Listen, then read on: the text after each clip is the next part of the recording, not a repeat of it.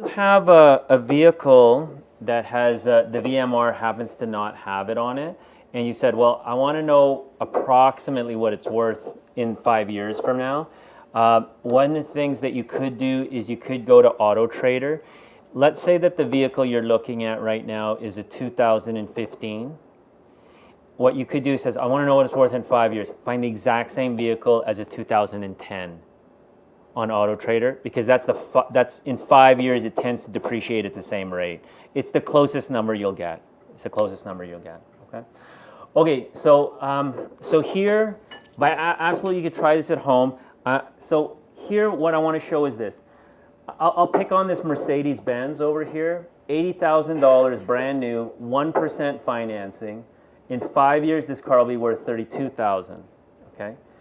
So the monthly depreciation over here, what you're doing is you're subtracting the two numbers and then you're dividing by 12, dividing by 5, or dividing by how many years you're actually going to hold it. Jason and I were just having this conversation over here, and I was talking about how there's a person I know that just bought a brand new Honda Odyssey. And an Odyssey is a minivan, and the souped up version is pretty expensive. It's about $56,000. Now I have a Honda Odyssey as well. This is the second Honda Odyssey because I've got wife and kids. And the Honda Odyssey I bought was completely leathered out. It's the XLE model, automatic everything. The owner before it put in a dual DVD player, okay, and an AVX surround sound. So it's like a movie theater in this thing, okay? It was beautiful on the inside, not so good on the outside. The person who owned it seemed to keep bumping into things. So there's all these little scratches all around the car. Okay. The vehicle was, I think, 5 years old or 5 or 6 years old, but the kilometers on it weren't too bad. Okay. What I did is I bought the vehicle, and then I had a friend at a body shop fix the outside for about $1,800. Okay. So, and you know what I paid for that $56,000 vehicle? 12. I paid 12. And when am I going to sell it? 5 years later. How much am I going to sell it for? Probably about 6,000, 5,000. When I do my numbers over here, I've already done it. It'll land at about $80 per month. That says $766 per month. $766. Mine will be $80 a month. So I've had the vehicle now for 4 years, and the other Honda Odyssey minivan I bought, I had for 7 years, and I bought that one for $13,000, and I sold it for $4,000. Okay, on average, I was a little under $100 depreciation.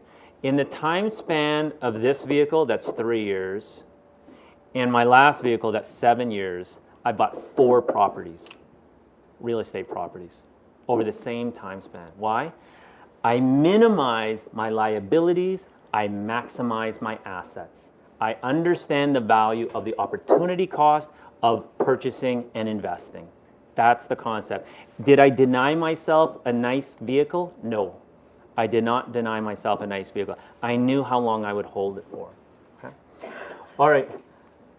So here, the financing, I want to quickly show you guys how to understand the financing, to understand.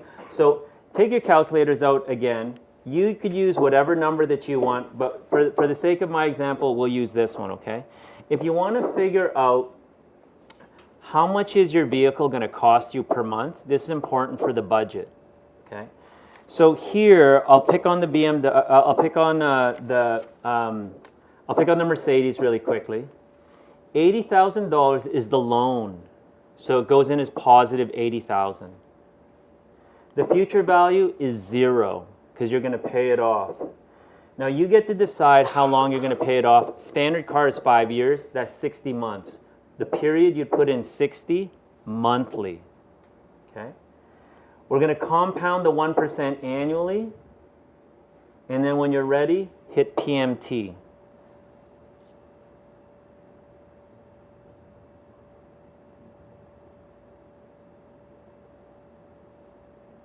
Has everybody got it? All right, here's the number you should have gotten. $1,300 a month. Would you say that's a lot of money to go towards a vehicle? The answer is Yes, at your stage. At a later stage, it might not be a lot of money. But at your stage, it's a lot. If you have loans, you don't own a home yet, you know, all these other things, that's a lot of money. And there are people with no assets who are absolutely paying this type of money for their vehicle. Why? Their greatest financial goal is to be perceived as being rich, right? So over here, your numbers will look different. If you have your car right now, the one that you researched, you could put in your number. It might be 12,000. If you don't know what the financing rate's going to be, use 6. That's about what the bank will give you, 6. How long is it going to take to pay this thing off? You want that number to be as short as possible. But if the number is too high, then you're going to have to stretch it out. If you think you'd pay it off in 5 years, put 60. I like to use the number 2 years, which is 24 months. If I was buying a used vehicle, I would try to pay it off in 2 years, 24 months. 6%, 24 months, compounded annually, put the purchase price of the vehicle there, put the future value of 0, hit the payment. That's about how much you're paying for your vehicle per month, okay, through the bank. Why is this important? Because when you use that Excel sheet to budget, you'll be able to budget your car in there now. Is everybody okay? Yes? Why do you do 24 months? 24 months because 2 years. Yeah, no, sorry. Why are you choosing that time period? I don't like to finance anything depreciating more than 2 years. So usually, let's just pretend I could afford $500 for my car, okay? I would reverse the math. And I would say negative 500, 0, 6%, 24, then I would hit PV. And I said, that's the car I'm buying. I would go on the reverse. I said, I don't know what's out there for that, but that's what I'm buying. Why? Because I got too many assets that I need to concentrate on. Is that okay? And then when you hit another stage of life, ideally, you should try to pay cash. Try to pay cash for your vehicles. All right, this is a very important website. If you like my Facebook group, I will post this, and I'll also post the different codes that I have over here. So this is the last slide I'm going to show with the car. I could go on forever about the car, but I think that when you guys buy a vehicle, there's 5 steps to buying a vehicle. 5. Go to Auto Trader, research your vehicle. We already did that. Go to VMR Canada to figure out the future value of the vehicle, and also figure out if the price of the vehicle is correct of what you're buying off of Auto Trader. So we've done that. Here's the next one. I would get a $6 subscription to Consumer Reports. It's a 1-month subscription, then cancel it after 1 month, and research the car. Consumer Reports is an independent website where it'll tell you everything wrong with your vehicle. So you click on the reliability tab, and the reliability tab will tell you, okay, the vehicle you want, the 2015 Mini Cooper, has major engine problems. It will tell you that. Or the 2012, but then it might say the 2014 Mini Cooper has no engine problems. Right away you're like, I'm going to buy the 2014, not the 2015. Because the Consumer Reports will tell you what's wrong with the year of the vehicle that you're about to buy. $6 per month, and then cancel it after that. Then you want to pay $55 for the CarProof. Okay? Now every single vehicle has a VIN number, vehicle ID number. It's right on the windshield. So if you guys are going to buy a car, look at the car. Okay, Christian, it passed this test, this test, this test. I want to buy that car.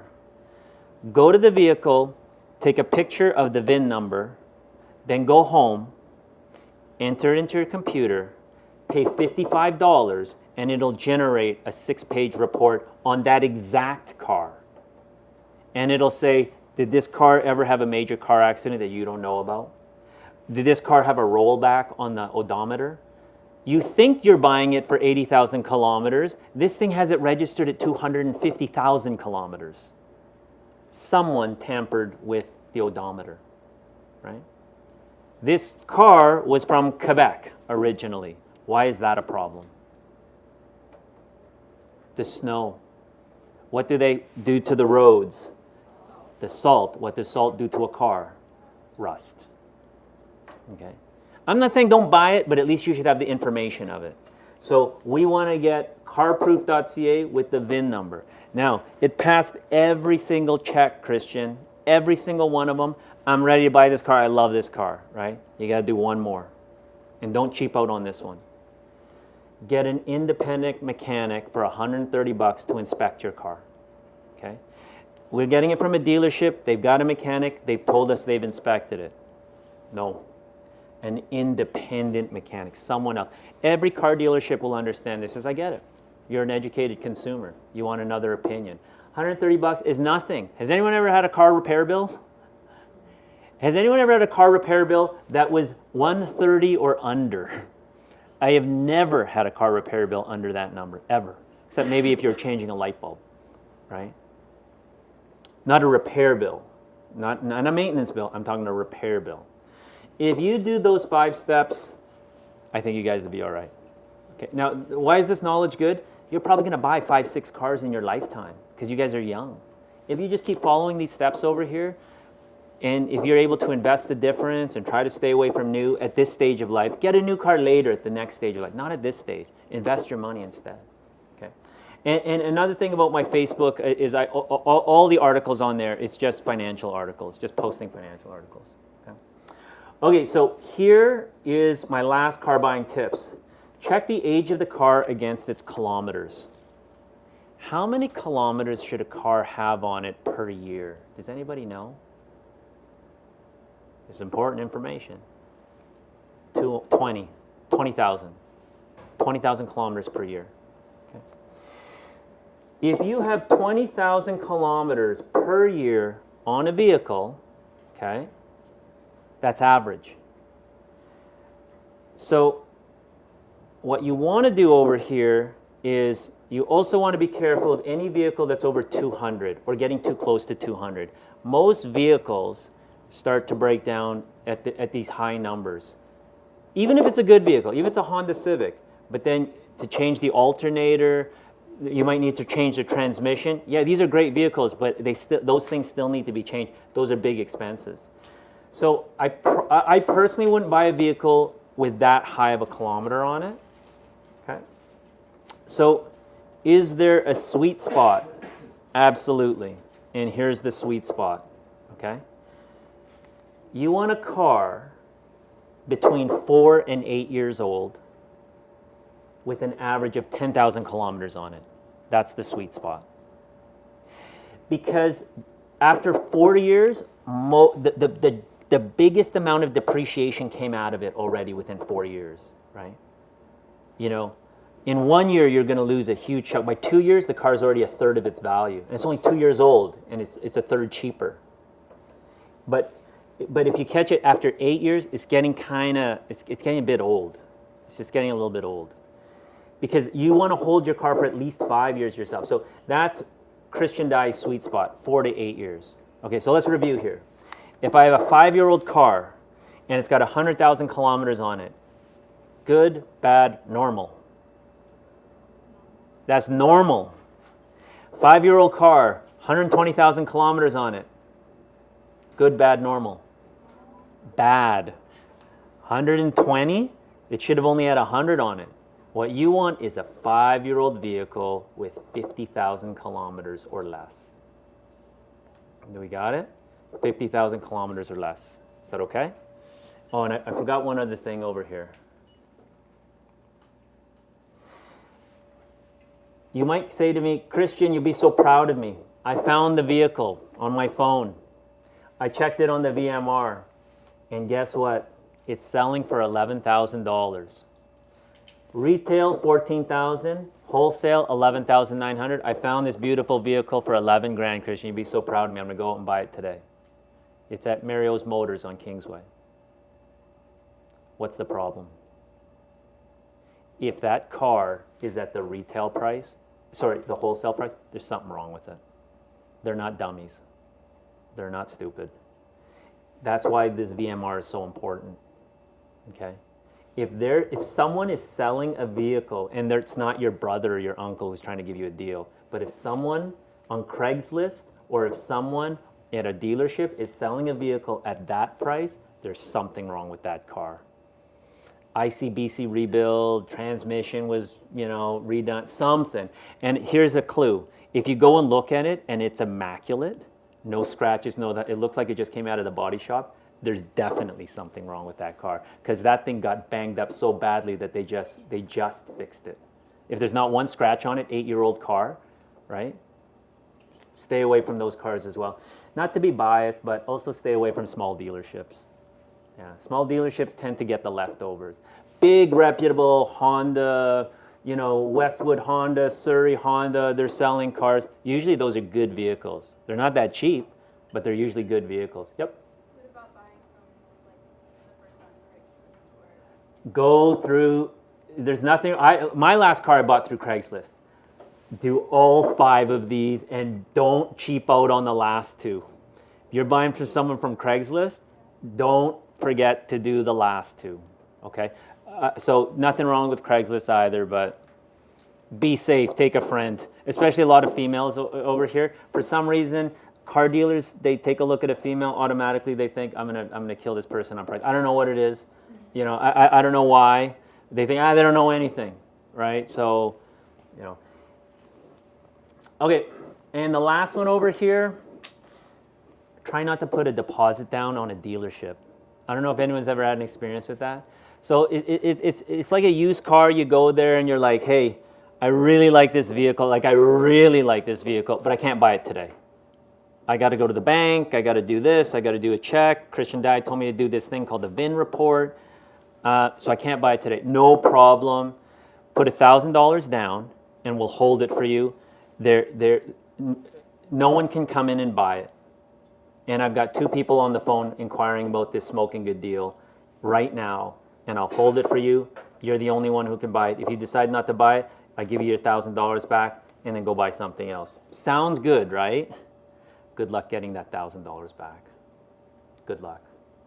I've only heard horror stories. The horror story looks like this. I decided not to buy it. It's outside of my budget, blah, blah, blah. I need $1,000 back. No problem. You just need to see our manager.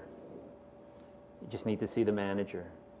And this guy, no, can't do it. You signed the contract. No. See me next week. No. Listen, we'll give you a deal on another car. You buy any car on the lot. We'll put the $1,000 towards that. No, can't do it. I know a guy, it took him 6 weeks to get that money back. He got it back 6 weeks later. Phone calls, everything, Usually I said, when you're ready, get it. Okay. Is everyone okay with the car? Yeah. For the VMR. Yep. Did you get onto the site? I don't know, it just keeps popping up like ads, but like there's no. I'll take a look at that in a second. Okay. Is that okay? I'll take a look at that in a second. Usually a VMR is pretty simple, but maybe you've got, I don't know, something going on there. So now I want to just switch I want to switch to home buying now. Okay? Everyone's always interested in real estate. Okay. How many people here own their own home right now? 2. Okay. So how many people here want to buy their own home within the next 5 years? Every hand should go up. Why is every hand not going up over here? You should always try to buy your own home as fast as possible. Okay, so when you buy your home, I'm going to try to show you the different reasons why. I think maybe the first argument is my first slide over here, okay? Why do people buy homes? Why not just rent? Somebody asked me this today. Why not just rent, Christian? Now we got to do some math here. And remember, you're talking to a real estate guy, a guy who loves real estate. Okay, let's talk about a $550,000 house. The slide's obviously a little bit old. Okay, $550,000 house. Okay, now does anyone know the annual rate that a home grows, what the rate of return is? We talked about a 5% return. We talked about 8% return in the markets. Does anyone know how much a Canadian average of a house, how much the thing appreciates by? 12? No. You're in Vancouver state of mind. In the last years, Vancouver has gone up double digits, but that is not normal. That is not normal. The number is 6 to 8 for houses and 4% for condos over here, okay? So I'm going to say 4% for condos, 6% for houses. That's like a Canadian average. That's a Canadian average over here. But Vancouver, double digits. Okay? So what I'm going to do is I'm going to show you this. I'm going to say, why do people buy, and why is Christian telling us to buy? Okay, I want us to figure out what a $550,000 house is going to be worth in 25 years when I pay it off. Why do I pick 25 years? Because that's usually the length of the mortgage. Okay. Okay. So grab your phones again. Grab that calculator again. We're about to do a lot of math in the next couple of slides over here. So grab these things. Grab that phone, or pair up with somebody who has one. Okay. And let's start opening this up. Did you figure out your phone, or you can't download it? Maybe if you could share with someone, and then we could enter these numbers. Okay. Okay. You got to enter these things, otherwise you're just sitting there for the next 20 minutes just watching the rest of us. Okay. So download these things or pair up with someone. Is that okay? And if you're downloading it now, remember it's called the financial calculator. It should be the first one that comes up. It should be the very, very first one that comes up.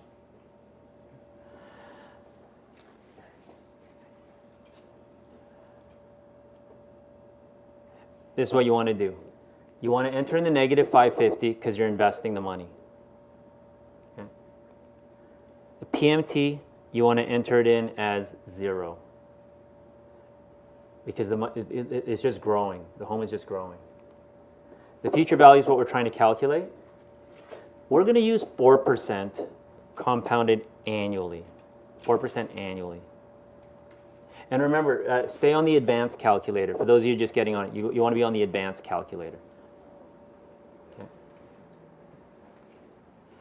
25 years annual, and you're compounding annually. Okay?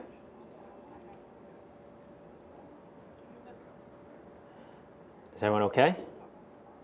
What will my house be worth in 25 years, Christian? Now I want you to hit future value.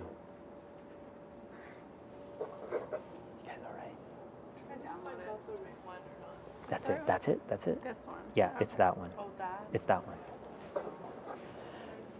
All right. Did you guys get a number? 1.4 million, right? 1.4 million. Okay. What do we know about the house? We know this. For 25 years, I wasn't paying rent. I was paying off my house. I also know this. What do I know about that 1.4 million? If I sold the house, all of the gain, 550 up to 1.5, that's $1 million of gain, is tax free. There's no tax on the gain of personal property in Canada. So that means if you invest your money with me and I make you $1 million, at some point you're going to pay tax on it, right? But if you invest in your own home, there's no tax on it. Now, I want to blow your minds a little bit. That's 4%, Christian. If this is a home in a good area, what if it was 6%? So just change it to a 6 and then hit future value again.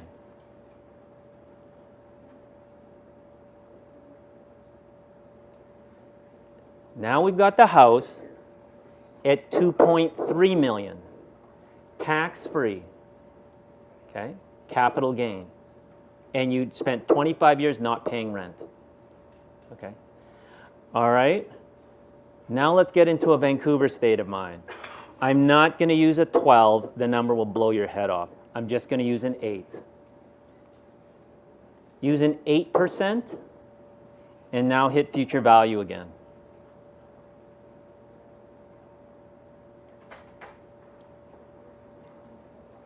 Almost $4 million tax-free. The capital gain, if you got the 3.7 off of the 550, that's over $3.2 million of tax-free money. So what's very popular right now, I've got a client, he bought his house for $500,000. It was in kits, and he bought it 20 years ago. Sold it for about 4.5. Moved out to the Okanagan and bought a $500,000 condo. What's he sitting on? $4 million in his home. Okay. Why are you telling us to buy a house, Christian? Why are you telling us to? It's because I'm good with the numbers. I know what the numbers look like, and now you're good with the numbers. Even if you're conservative, you want to use 4%, use 4. Yep.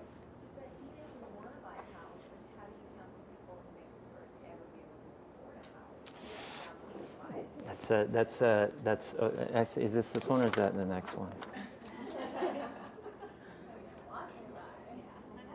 Oh no, that's this one. No, that's this one. We're gonna do that in this one.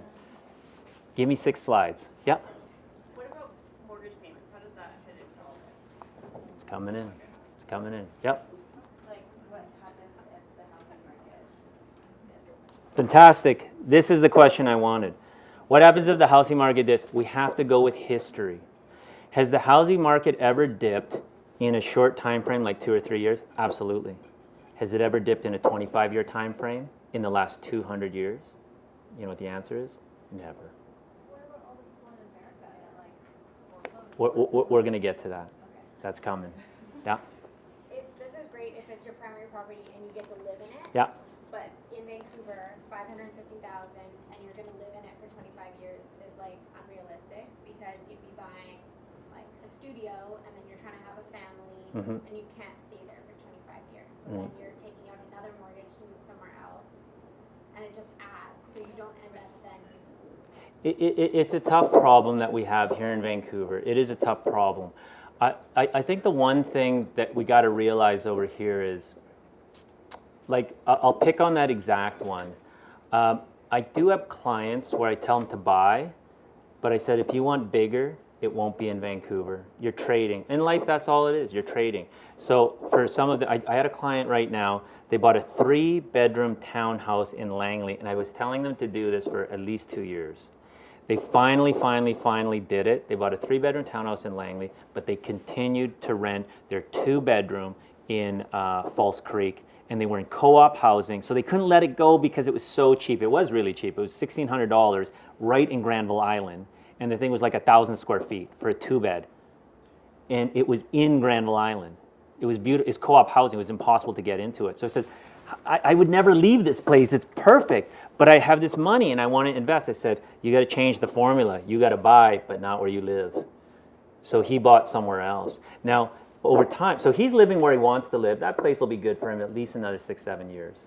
Okay. And then when they have enough equity over there, it's all about trade-off. Are they going to sell that? Are they going to move into it? Are they going to try to collaborate it? Every generation is a problem. And I'm not going to say that we don't have a problem, but every generation has a problem. My parents' generation, we're going to get to my parents' generation. Actually, I'll tell you that one in a second, okay? Every generation has a problem, yeah? So if we bought something that's $550,000 and then when we sell it 25 years later and it looks like you've made so much money off of it, $3 million, but really if you look at like how much everything will have increased in price, like that $3 million now might be the equivalent Perfect. of $1 million. All you need to do is strip out inflation. If you strip out inflation, does you ever know what the inflation rate is per year? It's about 2%. So you just need to strip out inflation, and then you could reverse the math. It still works. I didn't want to go too far into them. I don't think I stripped out inflation. But if you stripped out inflation over here, all you're doing is you're taking out 2%. If I did the math, it'll be probably about in the neighborhood of about 1.9 million, maybe 2.2 million. Okay? So 550, and you'll get 2.2. Okay, if you strip out inflation. Right? Is everyone okay? Okay. Here's my issue. What if I just never own? What if I take the difference, your concept, Christian, of the opportunity cost and invest it elsewhere? If you don't invest in your home, what other options do you guys have? Stock market, right? You know what rate of return you would need to get in order to make that much money in the stock market? It would be unreasonable. And then we have to strip away the fact that I have to have an after-tax rate as well, because this is tax-free. The number would be enormous, absolutely enormous, to try to get this in the markets. Well, then what other options do I have? I can't think of many unless you open up a business, really. Unless you open a business that's cash flowing like a monster. I think this is the simplest way. So here's my issues about people not buying a home. When you retire and you have no home, you'll still need a place to live. But I've built up these assets, Christian. I did really well in the markets. That thing is going to go up in flames like a fire, because you can't be. You're going to be too conservative with the money. That thing. I saved up 800 grand, Christian. Yeah. what do you think rent is going to be by the time you guys retire per month? $8,000 a month? $9,000 a month? And guess what? Are we living longer or shorter? Longer. We're living longer. All your money will then be sucked up to wherever it is you have to live, right? Rents will keep going up. Rents will keep going up. Okay? That's why I like real estate. Rents keep going up. I get older, my rents keep going up. And the value keeps going up. Everything keeps going up. There's no capital gains on personal home. Okay? So here, it's too hard to beat the capital gains on this thing. It's just too hard to beat it. Okay? If you were going to look for a home over here, these are the sites I would use. Has everybody ever been on Realtor.ca? That's probably a good one over here. Okay? You go on Realtor.ca, you look up residential properties. It'll give you sort of an area, a location. Okay? It'll give you a bunch of selections on the side over here. Give you a bunch of selections on the side. And then you sort of pick one. Obviously, this thing is outdated. This is Coquitlam, 2-bed, $259. This place is probably 600 or 550 right now. So this slide is probably, I don't know if there's a timestamp on this thing. I'd say this thing is probably 6 years old, maybe 5 years old. Okay. But you'd go here to check out the home price. Okay. You would get the details over here. And then what I kind of want to do is I want to sort of show you how much does it really cost. Give us the real numbers over here. Because if I sat where you sat right now, give me a couple years, I'd have my first home under the exact same financial conditions you were in, right? Because I know it would be a tough battle, but I know exactly how much I would need. And I'm not sure if you guys know how much you need. Okay. Does anyone know approximately what is the bare minimum thing that you could possibly buy in the lower mainland / Fraser Valley that's somewhat livable?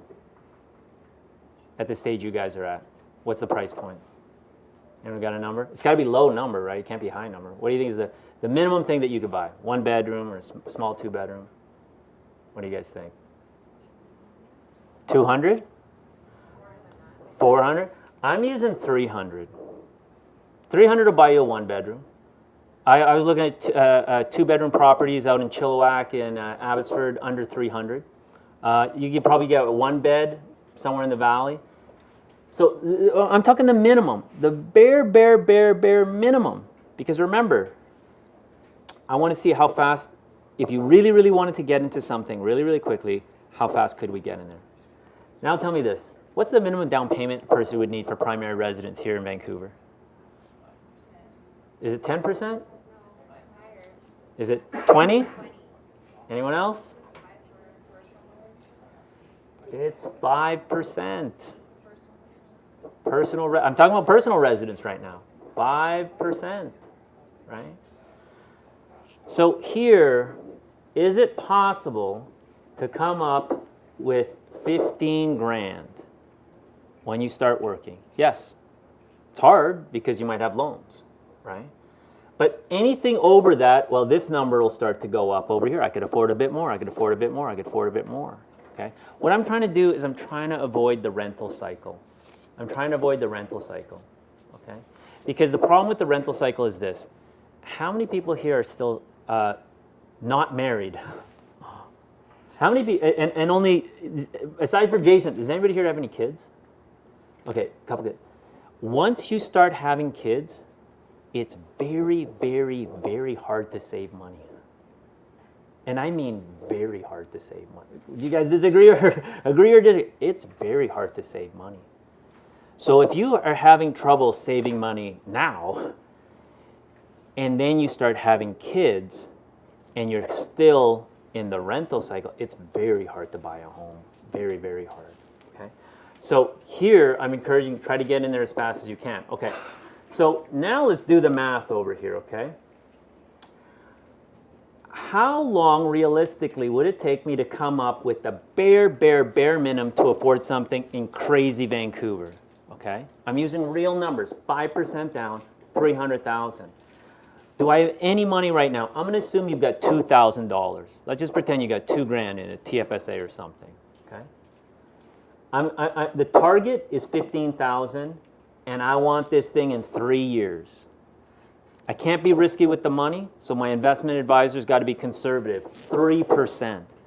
All he's got to do is try to get you 3% over 3 years. Absolutely no problem, okay? Let's grab that calculator again. Grab that calculator. On the were you guys able to get the calculator? Did it work? No. Okay, let me take a look. Go to the advanced. If you're on it, go to okay.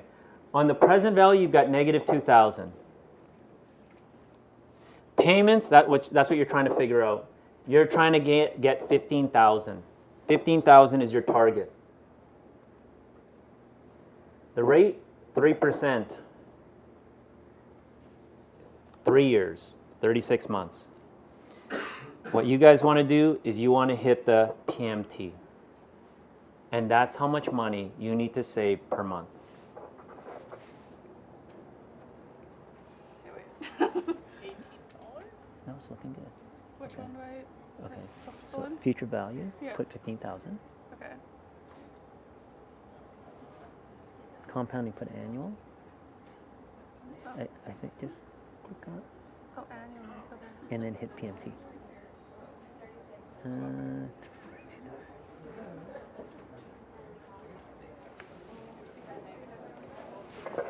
I get the periods wrong? Oh.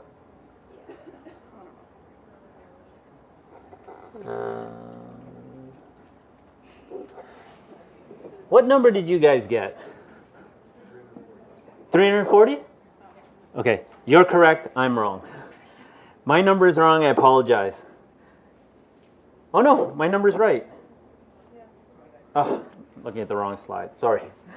Okay, is that unreasonable amount of money to save once you start working? Absolutely not. Absolutely not, that is not an unreasonable number if you understand. If you understand the numbers, okay?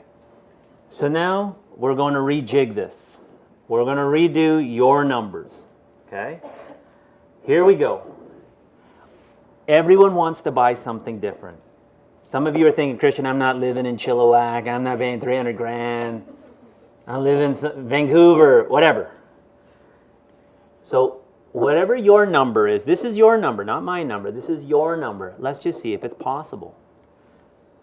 700,000. Let's pretend that's your number. But I want you guys to type in your real number right now. Whatever your real number of what you think you want to live in, type that number in. Okay. The minimum, sorry, don't type in the 700,000. Think of the 700,000. Okay.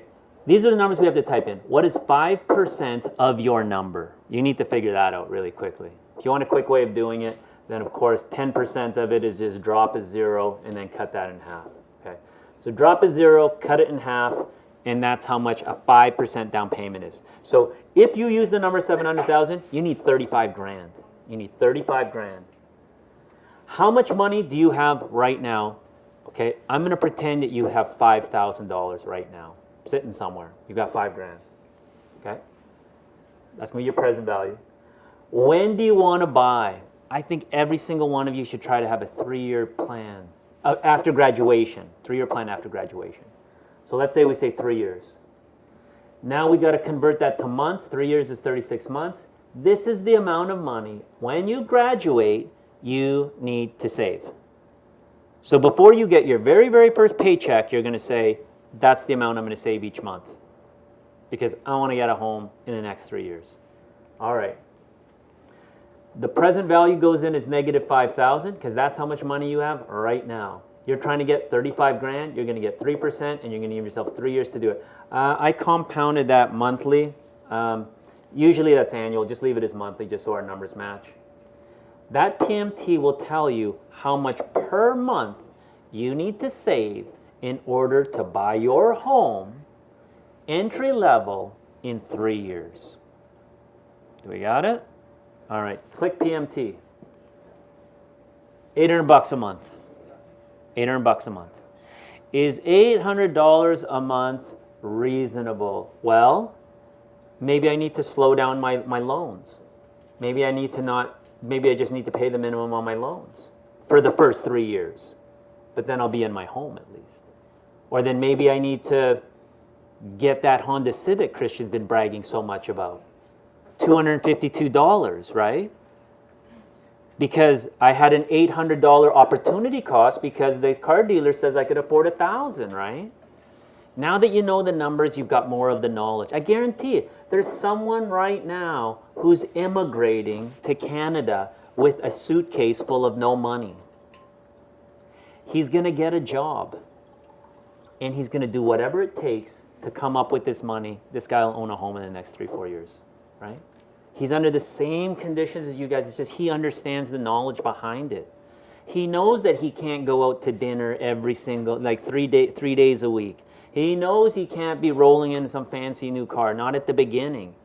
Because he did it before, because he had the knowledge, and he'll do it again. You guys need the knowledge right away, okay? I think you guys can do this. I think you guys can do this, okay? All right, we good? Okay, somebody asked this. Well, how much is the bloody monthly payments going to be, Christian? Because I don't know if I'll be able to afford it. That's right, we need all the math. We need all the math. Maybe the $700,000, maybe that. You can't afford that. You can't afford that. But this is what I know. I've got clients paying $2,200 a month in rent. $2,200 a month, $2,500 a month in rent. Says, I'd like to buy a place, Christian, but I can't afford it. You can afford $2,200 a month? Yeah, our dual income can afford $2,200 a month. What's our problem? No down payment, right? That's the problem. They could afford the monthly payment, but they don't have the down payment. Okay. All right. Well, let's see what a monthly payment's going to be. Okay. So calculate the monthly payments for a $500,000 mortgage. Okay. So now we got to figure out how much mortgage you guys are going to take on. So put in the positive 500,000. Positive 500,000 is your PV. The payment is what you're going to try to figure out. Future value is 0 because this is how the bank's going to calculate it. Okay. The rate. This is an old slide. 2.7. You know how long ago it was 2.7? About 6 months ago, it was 2.7. Now, does anyone know what the rates are now? 3.2, 3.4. They've gone up 3 times in the last 6 months. And in the last 6 years, they probably didn't go up once. I'll go in. Okay, let's just use 2.7. 300 months is 25 years. 25 years is 300 months. Okay? And you're going to compound this thing annually. How much is this $500,000 mortgage going to cost? Hit the PMT. Hit the PMT. Okay? About $2,300. For some of you, maybe you're paying that in rent now. Yep. You got to add all of that on. That's right. You got to add all of that on. This is just mortgage. This is just mortgage. There's strata. What else is a monthly cost? Utilities. And what's another one? Property tax. Good. Right? Maintenance. We're talking, aside from strata, there's other maintenance, right?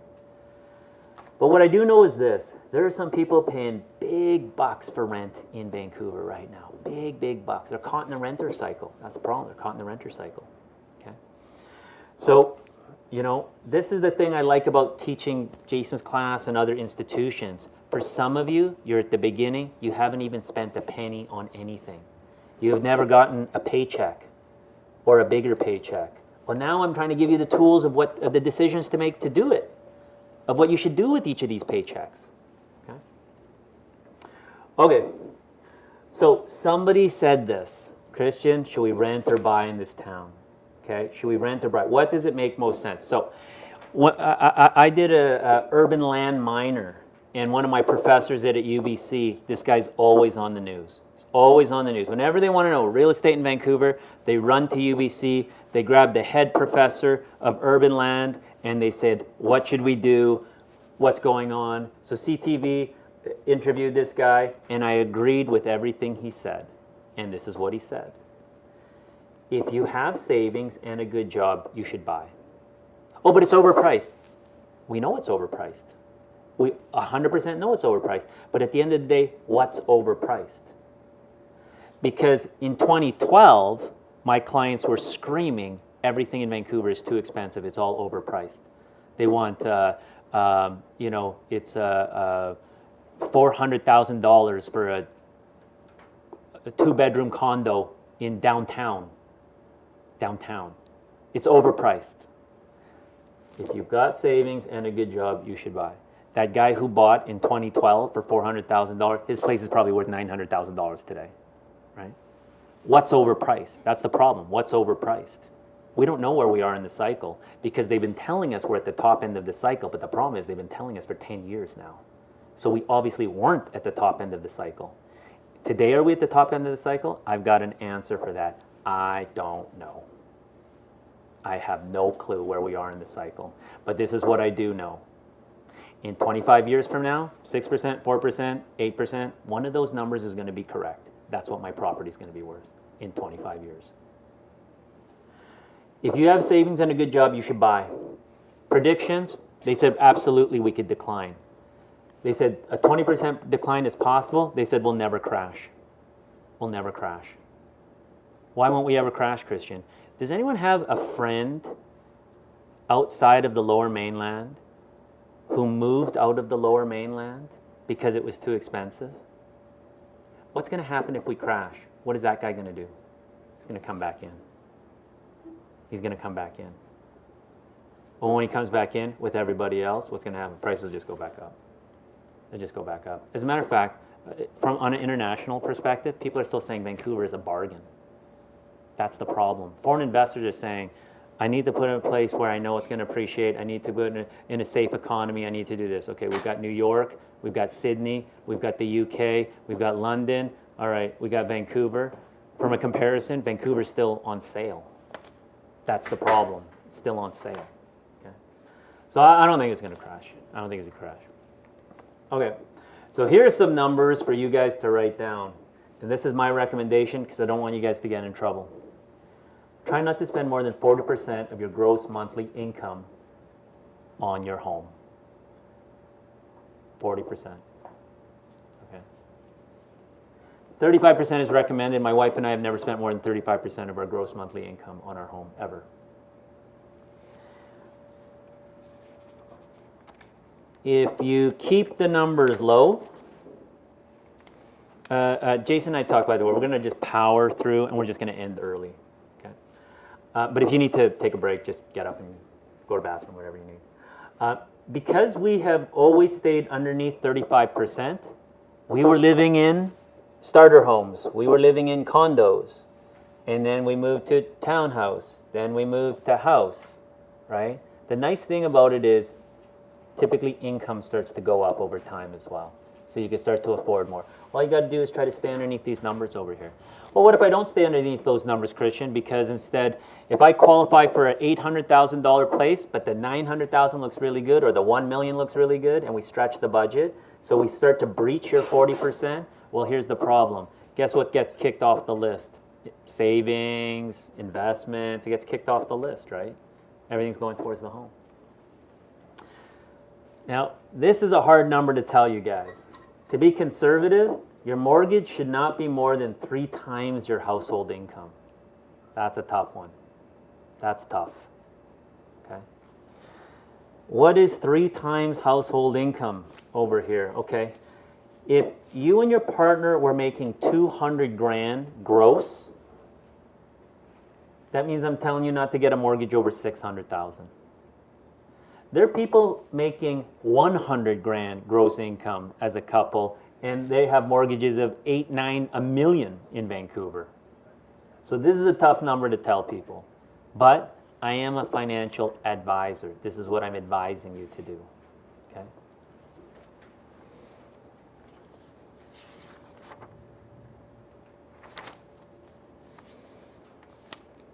Is everybody okay? Not too depressed yet? Luckily, some of you are already in the fetal position, so we're already halfway there. Okay. All right. What is your housing percentage over here?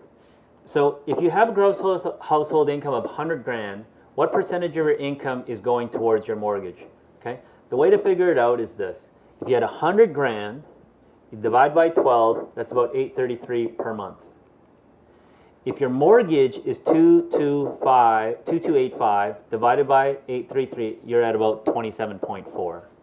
Okay? But I haven't included utilities, I haven't included a bunch of other things. But remind me, what number did Christian say I should try to keep this underneath? 35. Try to keep it under 35. Okay? So if you just, on the 2285, someone said strata. What's strata? About 300? 250? What's utilities? Maybe another 100, maybe 50. What's taxes? Maybe another 150. Add up all those numbers, divide it by your gross household income, and you'll get a percentage. Try to keep it under 35. 40, absolute maximum. People are breaching these numbers all the time, but they're hitting dangerous levels. Okay? They're hitting dangerous levels. So that's about 5-10%. Someone brought this up. Why, Christian, if I can't get into anything, why don't I just get it? You know, there's so many people making so much money in Vancouver by buying homes that they can't afford. I couldn't afford it. I bought it for $700. Yeah, now it's $1 million. They just made $300 grand. Why don't I just do what they do? Okay. Problem is, you're not sure if it's going to keep going up. That's the problem. Okay. So somebody talked about, what about in the U.S. when everybody lost their homes, right? What about in the U.S.? In the 1980s, many Canadians lost their home, including my family. So I know what it's like to go homeless. I know what it's like to be ejected from a home because the bank took it over. Okay? In 2008, many Americans also lost their homes. One common reason. Does anybody know what that reason was? It was the interest rates. It was the interest rates. Right now, we're at a 3.2% environment, right? What was the interest rates back then? Okay. So right now, what do you think the lowest the interest rates have ever been in Canada? What are they right now? 3. Have they ever been lower than 3? Sure, in the 2s. Okay. Does anyone know what the highest interest rates ever been in Canada? No one ever survived the 80s.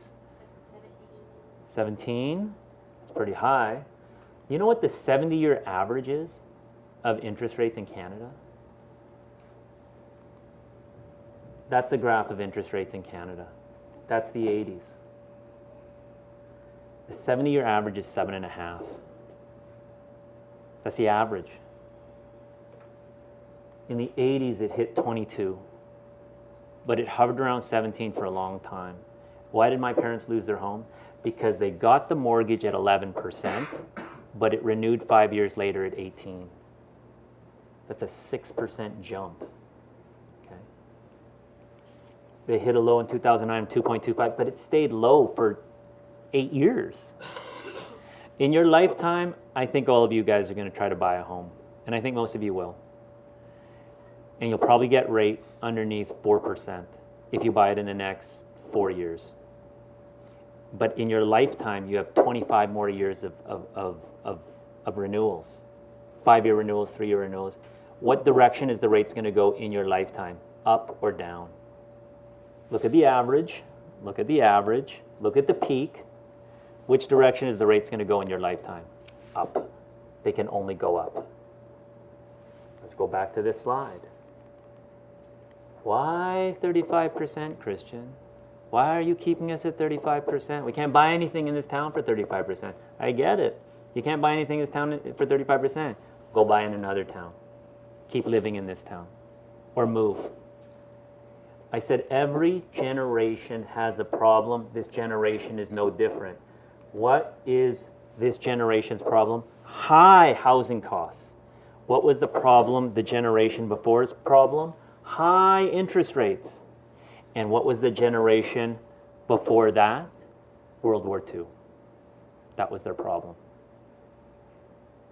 No one's getting drafted right now. We're not at war.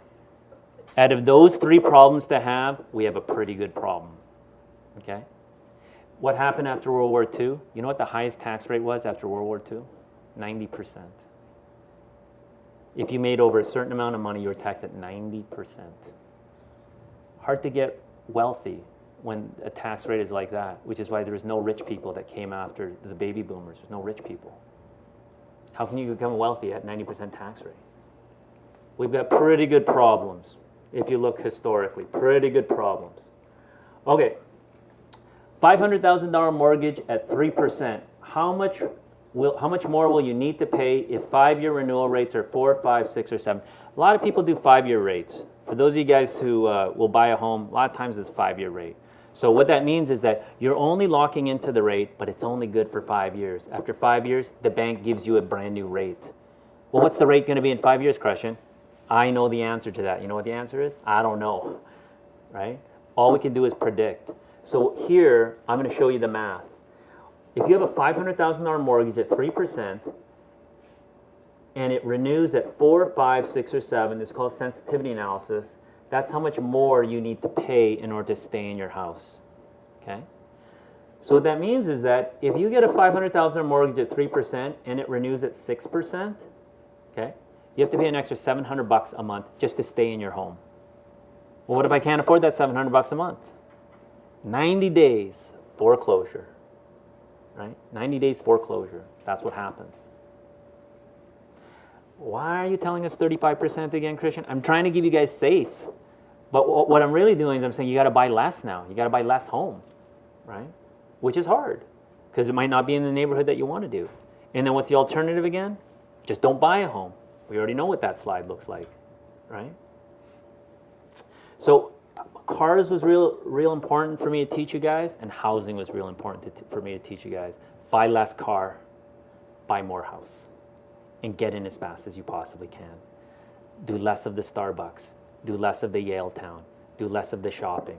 And that sucks. It absolutely sucks, but I guarantee someone else is doing it. Someone else is doing it. Someone else is going to do it. We can't envy and we can't hate that person because they did it right. They did it right. Okay. So, how on earth can I get a down payment faster, Christian, or how can I get into the market faster? Because you've absolutely convinced me I should probably try to buy a place a little bit quicker over here. Okay. Consider various down payment strategies to gain faster entrance into the market. Can anybody tell me the fastest way to get money for a down payment? The absolute fastest. Gifted? Gifted is correct. Ask family. Ask family. It is the absolute fastest possible way. You would be shocked at how many people, clients I have had who could not come up with a down payment, and I said, have you thought of asking family? They says, well, we never really thought about that. And I said, why don't you just ask? And many of them say, it is possible. Especially when we showed them the math. We showed them a little bit of the math. And there's even creative options. I had a client over there, I had a really creative option. They were paying $2,200 a month in rent, Yale Town. No, not Yale, North Van. $2,200 a month for a 2-bed, North Van, no down payment, decent income though. They could totally afford that place. No down payment. I said, ask family. They asked, but then I added a creative spin. I knew his father had a bit more money. So I said, tell your father this. Tell him to gift you $100,000 if he's got it as an investment. Tell him when you sell the place, which I think you guys will sell in about 5 years, you probably need to upgrade it. You guys are starting a family. In 5 years, he gets his $100,000 back, plus whatever percentage the home has grown. So let's say the home grew by 30%. He gets 130 back. But what do we know about the 30? Tax-free. He's going to have to find an investment, after-tax investment that's going to beat my investment. He said, you won't find one. You won't find one. My investment will beat your investment.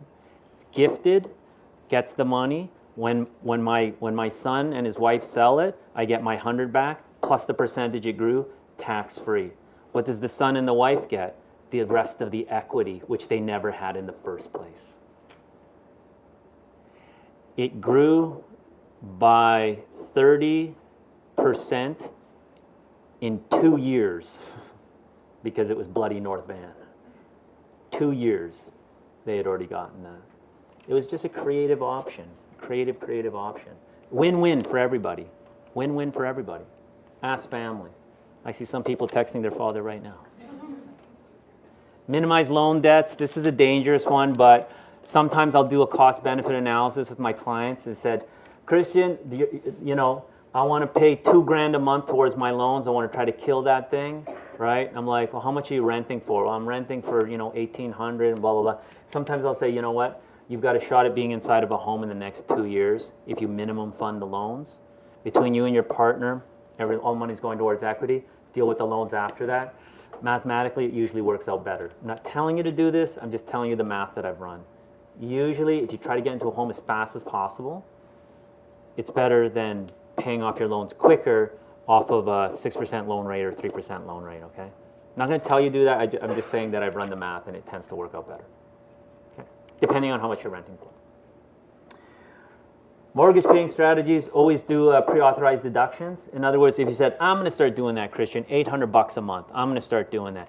Pre-authorize it. Don't manually do it. Why? Because then you'll miss months and you won't do it, or some expense will come up. So always pre-authorize. Tell the bank, take $800 out every single month and put it there. And when that thing reaches 30 grand, I'm going to go buy a home. Okay? Just pre-authorize it. Delay buying that fancy car. And if you could continue busing it, you're saving hundreds of dollars a month by delaying the car. Remember, a car is a depreciating asset, an increasing assets. Is that okay? And my favorite, minimize your current housing. If at all possible, try to live rent-free. For some people, that's not possible. For other people, it's possible.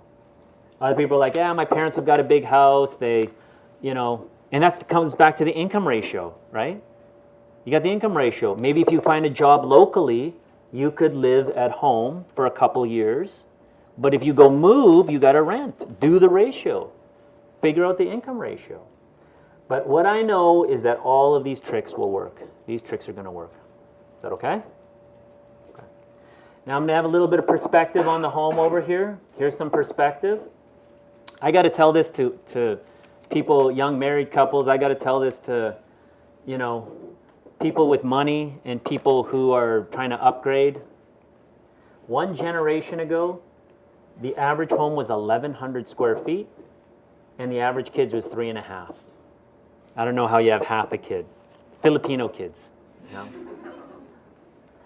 I'm Filipino, I could say that. Okay, today, the average home is 2,000 square feet, but we've lost a kid.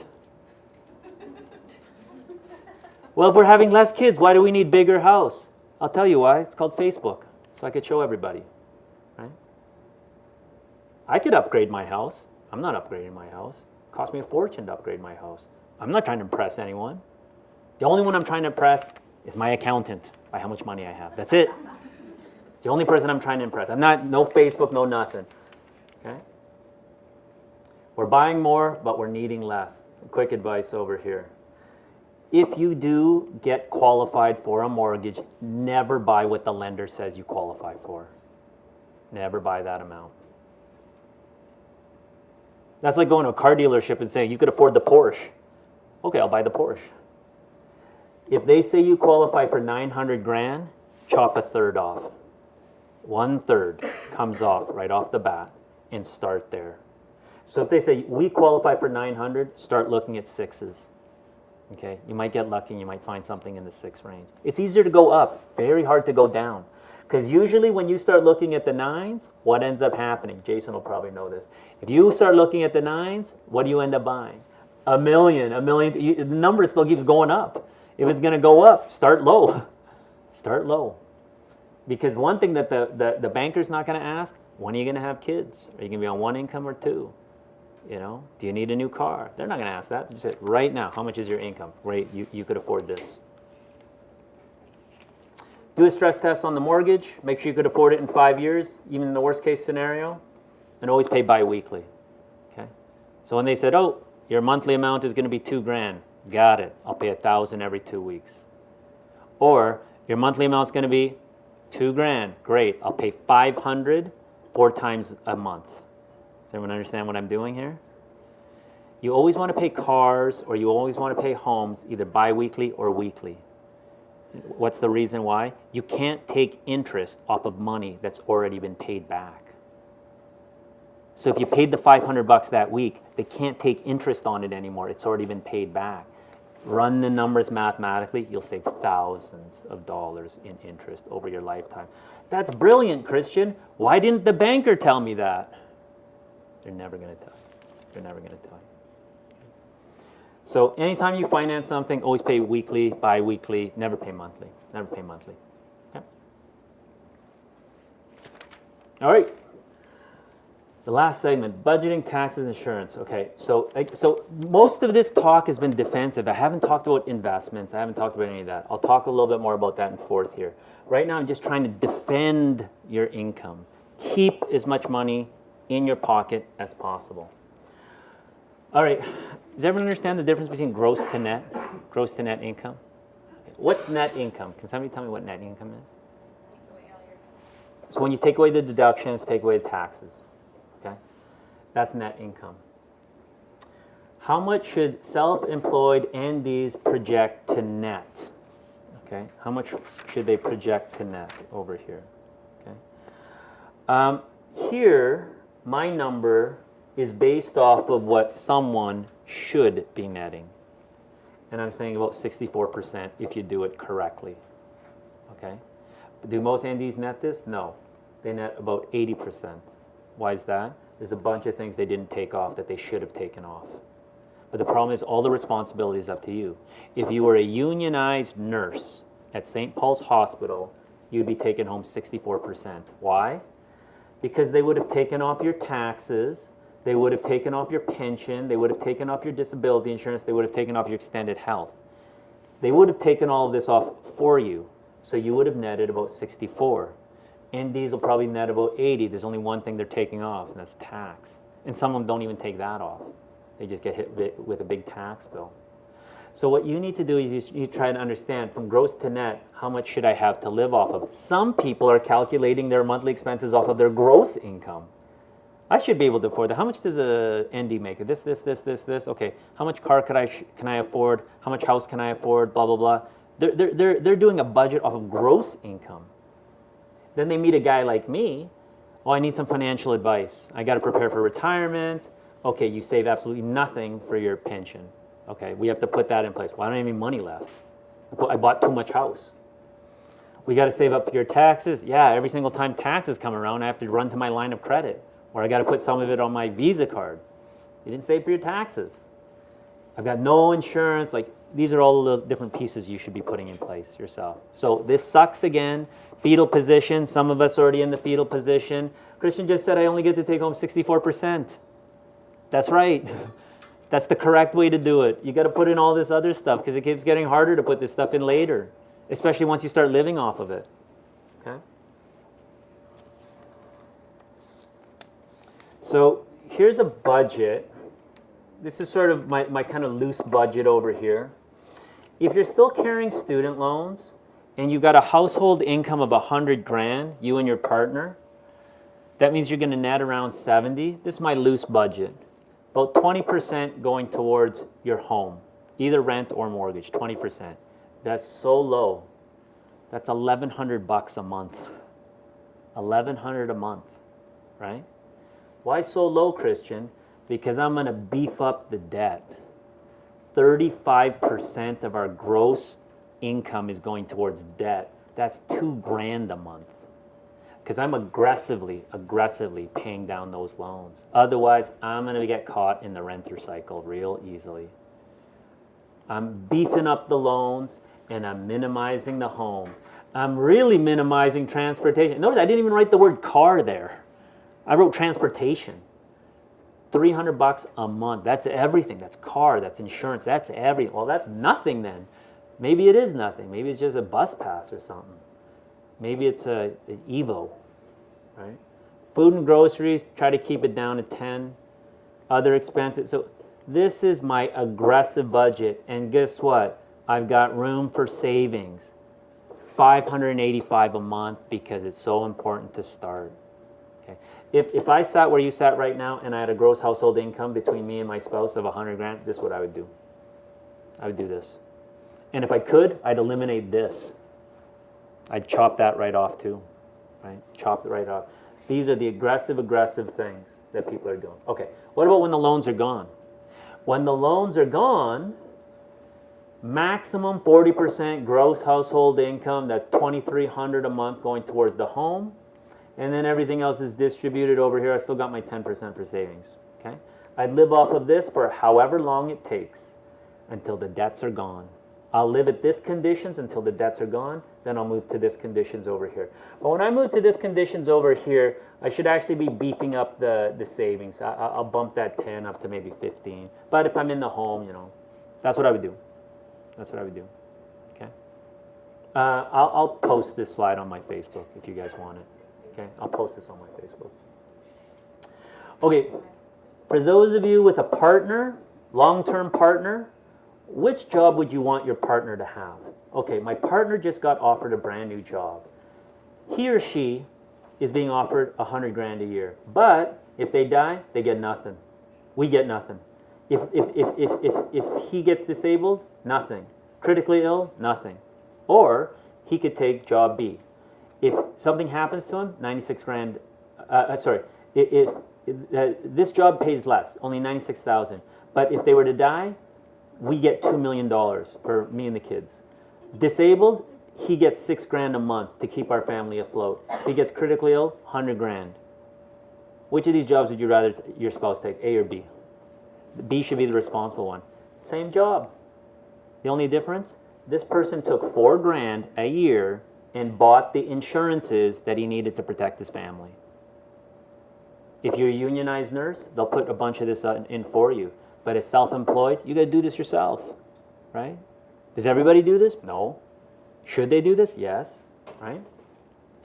So how much do I need? There's different formulas to kind of calculate it. If you've got a spouse right now, I'll do a quick one over here, okay? How much life insurance do I need? Here's an approximate. The income the dependents need, okay? So let's say the dependents need 60 grand, okay? So here, let's say the spouse makes 80 grand, but they need at least 60 grand to keep living. Take the 60 grand divided by 0.06 and add all the debts you have. Let's say they have 300 grand of debts and mortgage and things like that. This person needs about 1.3 million. Okay? So you wouldn't have to figure this out, but I'm just basically showing this to you. The reason why I show this one over here, there was a guy in my neighborhood on the North Shore over here. This guy, when he was critically ill with a cancer, and the neighborhood put him in the newspaper and said, can you please contribute to his wife and his 2 kids? And people started sending in money. Everyone started sending in money. After like 2 weeks of campaigning, you know how much money they raised for this guy? 18,000. How far is 18,000 going to go for a wife and 2 kids? Not far. Not far. All right. We still depressed? Okay. How much do you guys need? Well, I always say you should get life, disability, critical illness. Those are the 3 that everyone should try to get. I'm going to show you guys an actuarial table just to depress you even more. Okay. Female, age 30, the probability of passing away before the age of 65, 5%. The probability of being disabled before the age of 65 with a disability lasting more than 3 months, 41%. Probability of getting critical illness, cancer being the number 1, about 20%, 19%. The good news is you're not going to die from this stuff. Dying is very, very low. But the chance of actually having this is almost 50%, right? Always put these insurances in place as soon as possible over here. Okay? And then I even ran some numbers. Basic policy, $29 for critical illness, and $30 for $1 million of life. So it's not that expensive. But the time to get it is always when you're young and healthy. So statistically, self-employed are the most underinsured or incorrectly insured workers. Self-employed are always the most underinsured. Why? Because they have to put it in themselves. There are 3 things moving in the wrong direction. The rates, your age, and your health. Every year it keeps moving in the wrong direction. It's either getting more expensive or you're getting more unhealthy or you're getting older, which means it's getting more expensive. If you have any sort of an injury, often even when you get the insurance, it's now excluded. So it's not covered. So I always say this because I know the right program, I know the right insurances you guys can get while you're students. You can still get this, you could get a starter disability insurance while you're a student, okay? So think about this when you think of protecting your income. For those of you who have got partners or kids, you should definitely do an insurance review. Yep. Can you say that again? If you're renting life insurance, that's term insurance. And if you're buying insurance, that's permanent insurance. And the answer is, it depends. I'd have to see everything. I'd have to see the coverage. I'd have to see if there's work coverage. I'd have to see if you have mortgage. I'd have to see everything. But term is the best insurance to get first because it's cheap. And it could be converted to permanent later. So if you're like, I'm not getting any insurance because I don't know what to get, there's an answer to that. Get term and deal with it later. Yep. Do you want to maybe use me as an example if you want, Christian, or just talk about narrowing Yeah. disability over time? Yeah, the disability is the one that makes the most sense. If somebody says, Christian, you scared the living hell out of me, I think I got to put some insurance in place. What is the very, very, very first insurance that you put in place? The answer is always the same. This one there is an answer to. It's disability. It's disability. And the reason why it's disability is because out of the three insurances, it's typically the most expensive. But at your ages, it's the cheapest. And not only that, it comes with a discount. And if once you graduate, the discount goes with you forever. So that's like saying, hey, if you get your car, you have a car? Yes, I have a car. If you get your car insurance while you're a student, you get a discount on it for the rest of your life. You said, oh, I'll get it while I'm a student then. That's disability insurance. You get the discount only while you're a student though. Yep. Is that true for critical illness? No. There's no discount for it. But the thing is, it's true that it's easier to qualify when you're younger. And I would say get a term plan and convert it later. Is that okay? Yep. How does it work if you don't currently have citizenship? Do you have a PR? No, just Then someone like me would have to go ask a couple of different carriers to see if anyone would place it. Is that okay? Usually there's an answer. Usually there is one. But then that's a guy like me doing some work. Now I got to hustle. Okay. Insurance is really, really important. This is defense. This is all defense. This is all trying to protect your assets. Yep. Are you actually saying that like it's a discount as a student, or are you just like using it as an example of like you're the youngest you'll ever be now? So No. I'm actually saying it's a discount. I think it's 15%. So I'm saying that if you graduate and you get a disability insurance as an ND, let's just pretend it costs $100 a month. And you got it as a student. Your friend got it as a student and she was the same age as you. Got it? It would cost her $85. And for the rest of her life, that first layer costs $85 for her for the rest of her life, but it costs $100 for you. When you layer on more, and this is what Jason was talking about, when you start making more money, you need more disability insurance. These plans come with the ability to add on more without any more medicals. When you add on more, your next layer, pretend, costs another $100. For you, for the person who graduated, it costs $200. For the person who didn't graduate, only costs them $85. Always get it while you're in school. And even if you have to put it on your line of credit, I would still say get it. Just get it the cheapest as you can. Just get the entry level. Yep. So you're saying future upgrading includes a discount? Yes. It's the same rules as the dentists and the physicians at UBC. It's the same thing. But the one thing is that you guys don't understand that there is a program here for you. And if anyone wants to talk to me about that, at the end, I'll give you a sheet to connect. Is that okay? Okay, I'm going to zip through this. Oh, good. I'm almost done. So here, this is what I do over here. I do a ton of education. I'm Jason's financial advisor over here. I do planning, I do insurance, I do investments, and I always figure out what's the best case for your scenario.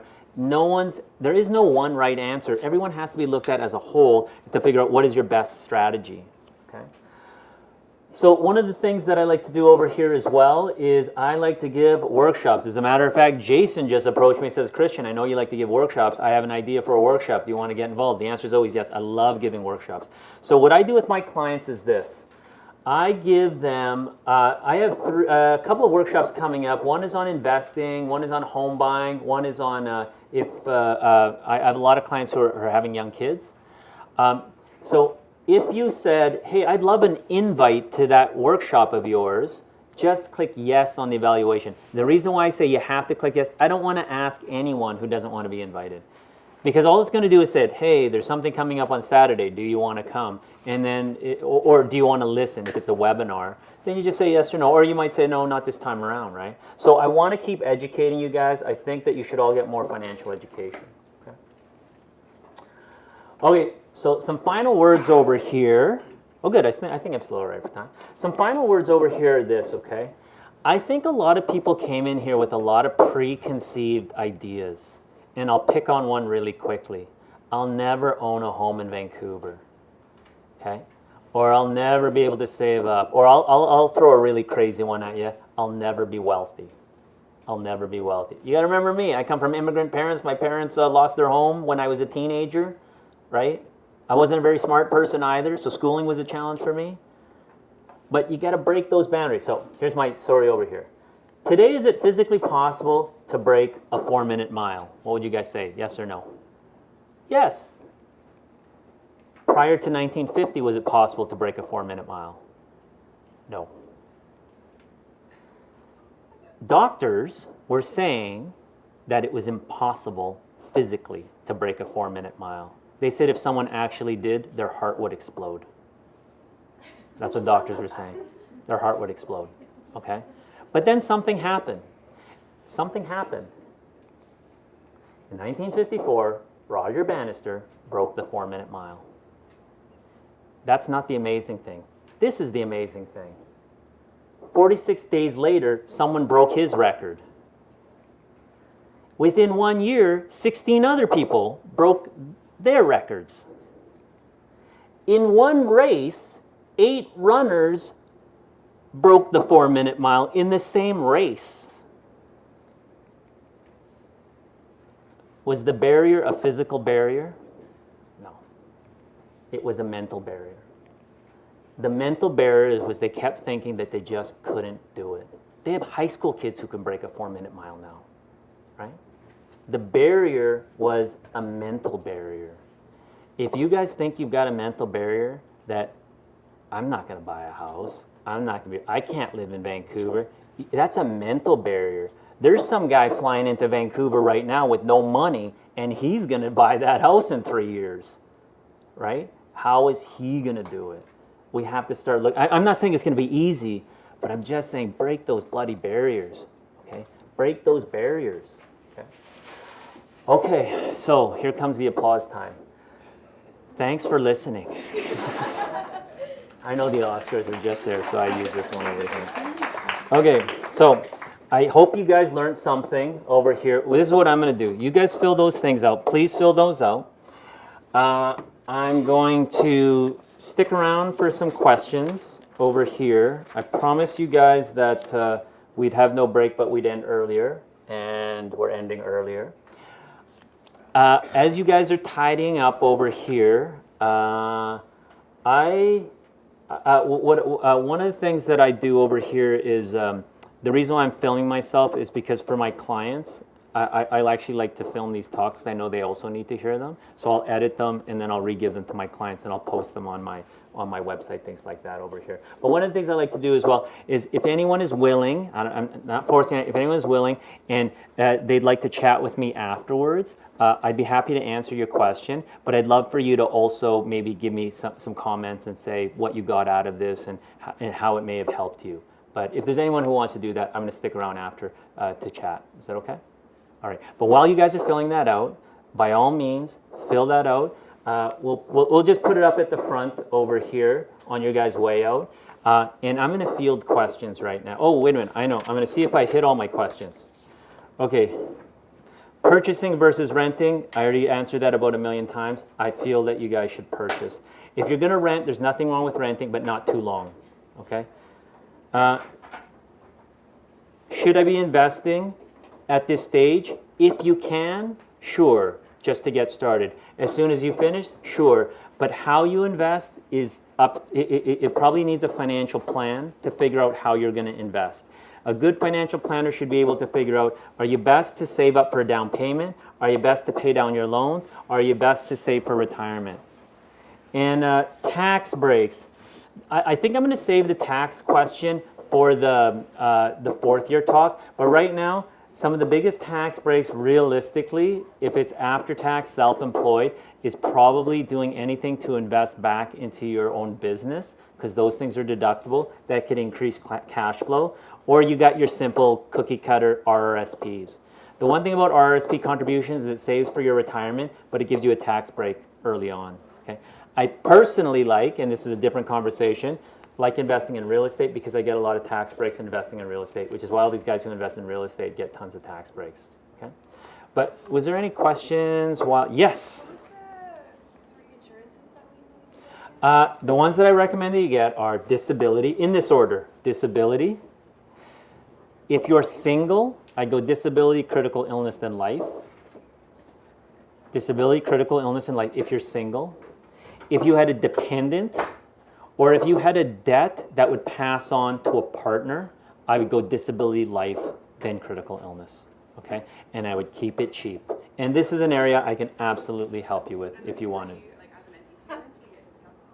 No, you get a discount on the disability. But on the other ones, it's at its cheapest right now because you keep getting older. Yeah. Was there another question? Yes. Is having a financial advisor expensive? It depends.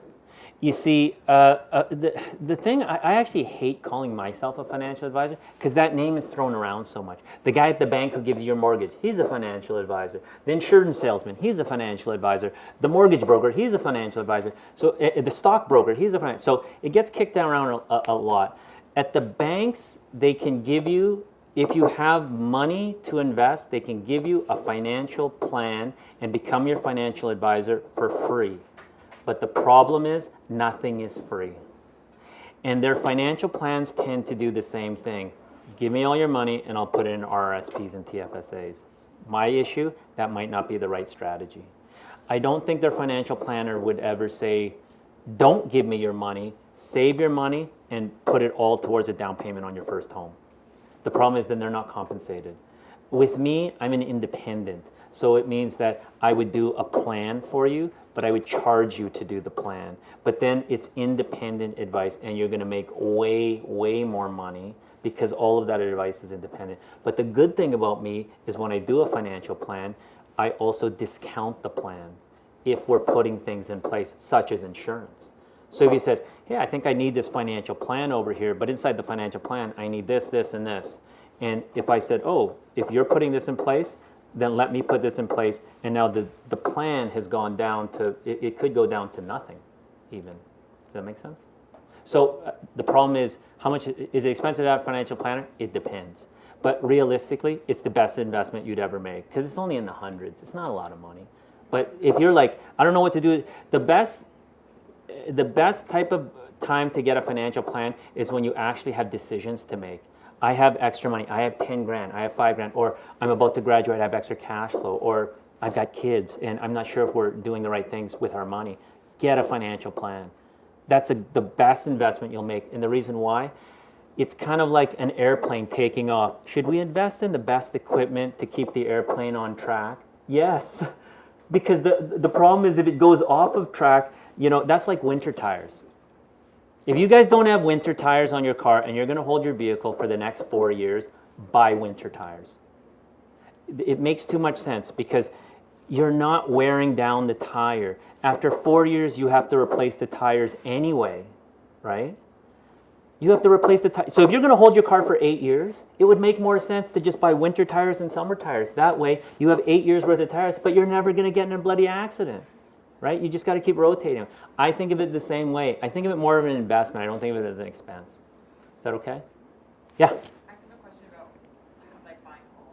Yeah. On the first one, all the money you make is not taxable, right? Like on a personal home. All the gain is non-taxable. So if you were to buy a second place, The gain is taxable on your personal income. But at the same time, though, the interest off of the mortgage, the strata, the utilities is tax deductible. And then you can move into that house for 1 year and not have to pay. You can't, unfortunately. CRA cracked down on that a long time ago. When you move in, the value of the property would be assessed.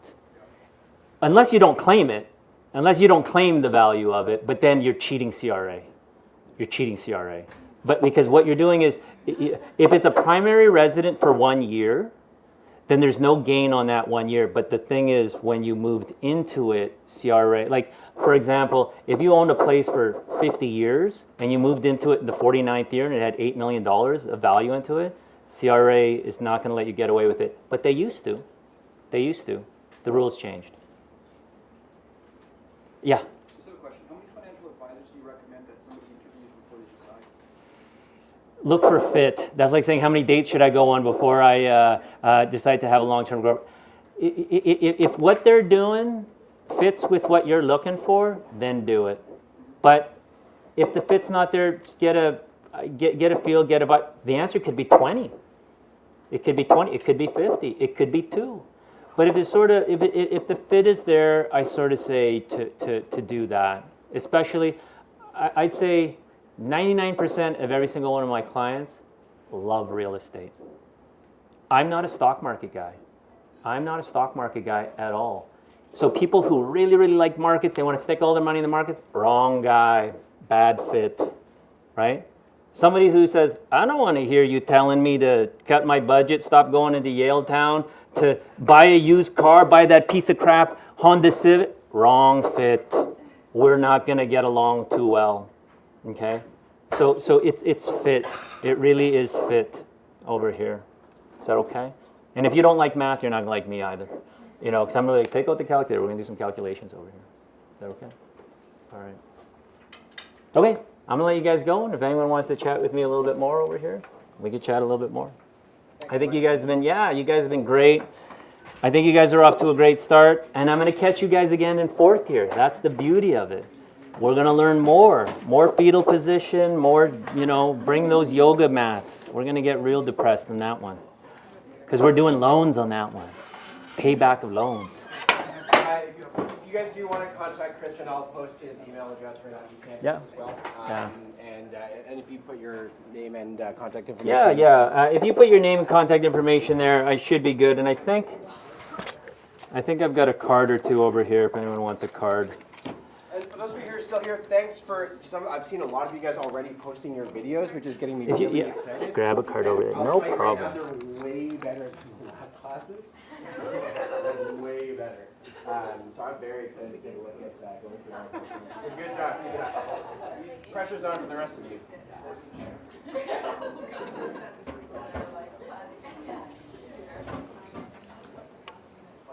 This one, yeah. Well, you know what? It was tight though. I had to zip through it.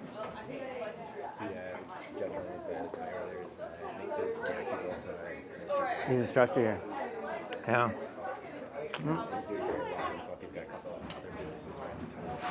Awesome. Well, that's it's really good. Like the one thing I kind of threw in there, which I've given it before, but I've literally given it to students. I meant like young students. Was that breaking barriers thing? Yeah, it's great. And I think